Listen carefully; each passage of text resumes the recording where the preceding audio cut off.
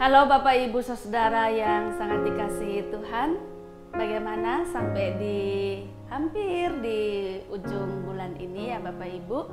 Kiranya kita semua tetap sehat, penuh sukacita, dan kalaupun ada yang sakit, tetaplah percaya kepada Tuhan.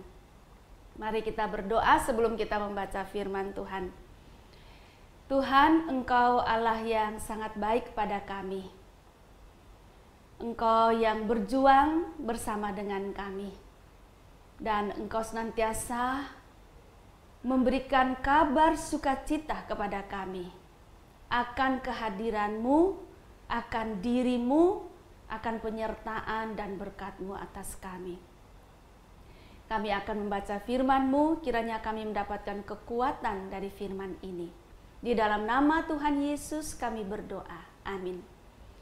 Bapak Ibu Saudara, saya mengajak kita baca Roma pasal 2 ayatnya yang ke-16. Hal itu akan nampak pada hari bila mana Allah sesuai dengan Injil yang kuberitakan akan menghakimi segala sesuatu yang tersembunyi dalam hati manusia oleh Kristus Yesus. Demikian jauh pembacaan firman Tuhan. Yang berbahagia adalah setiap kita mendengarkan firman Tuhan, memelihara serta melakukannya dalam kehidupan kita setiap hari. Bapak Ibu saya harapkan tetap membaca Roma pasal 2 ini start dari ayat 1 sampai ayat sebelum ayat 16 ya Bapak Ibu. Karena kita baca keseluruhan itu baru kita bisa menangkap dengan baik maksud firman ini. Nah, Bapak Ibu, sebetulnya perikop kita ini dari ayat 12 sampai ayat 16, tapi saya penggal saja ayat 16. Nah, di dalam perikop ini mau berbicara 3 kelompok orang. Kelompok yang pertama itu adalah kelompok orang-orang non-Yahudi, atau bisa dikatakan kelompok orang-orang yang tidak punya hukum Taurat. Nah, pertanyaannya adalah begini. Kalau mereka tidak punya hukum Taurat, bagaimana dengan kehidupan mereka? Apakah orang-orang yang tidak punya hukum Taurat ini bisa berbuat baik? Tindakan apa atau siapa yang menuntun mereka untuk paham mana yang baik dan mana yang tidak baik? Nah, dikatakan dalam firman Tuhan bahwa orang-orang yang tidak punya hukum Taurat seperti orang Yahudi, itu mereka kehidupannya dibimbing oleh pengalaman mereka akan Tuhan. Pengalaman mereka akan suatu kuasa yang berada di atas kuasa manusia. Itu yang kita sering dengar bilang yang transenden itu. Allah sendiri, Tuhan sendiri, pencipta sendiri. Nah, orang-orang itu punya pengalaman. Dari pengalaman dengan Tuhan, Allah, suatu sosok yang transenden, yang kekuatannya ada di atas manusia itu akan membantu mereka. Tetapi mereka juga harus membuka hati mereka. Jadi pengalaman itu mereka renung-renungkan, mereka pikir-pikirkan, dan itu akan membantu mereka untuk membedakan mana yang baik dan mana yang buruk. Tetapi baru sampai di situ, membedakan mana baik dan mana yang buruk. Ada peranan penting yang harus mereka lakukan adalah memutuskan melakukan yang mana, yang baik atau yang buruk. Kalau mereka memutuskan untuk melakukan yang baik, maka tentu akan menentukan hasil juga. Kalau mereka memutuskan untuk melakukan yang baik, ya beruntunglah mereka. Nah, kelompok yang kedua adalah kelompok orang-orang Yahudi yang punya Taurat. Orang-orang Yahudi ini kan merasa mantap sekali ya, karena mereka punya Taurat. Nah, apakah dengan memiliki Taurat cukup? Tidak cukup. Karena apa? Karena yang penting itu dan yang menyelamatkan bukan memiliki Taurat. Yang penting dan menyelamatkan itu bukanlah memiliki Taurat. Tetapi bagaimana mentaati Taurat itu.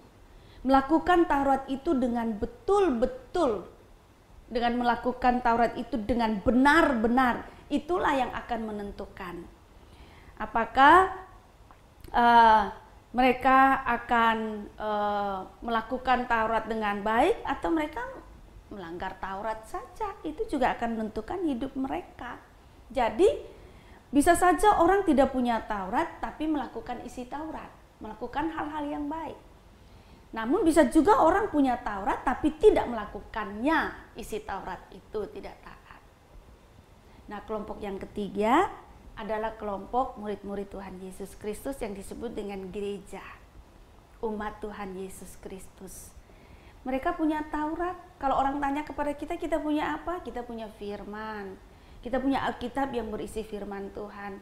Kita ada Tuhan Yesus, firman yang menjadi manusia. Nah, kabar baiknya adalah bahwa Yesuslah yang akan mengadili semua orang pada hari terakhir. Pada ujung-ujung akhir sana, Tuhan Yesuslah yang mengadili. Tuhan Yesuslah yang menjadi hakim. Nah, bagaimana kalau Tuhan Yesus menjadi hakim?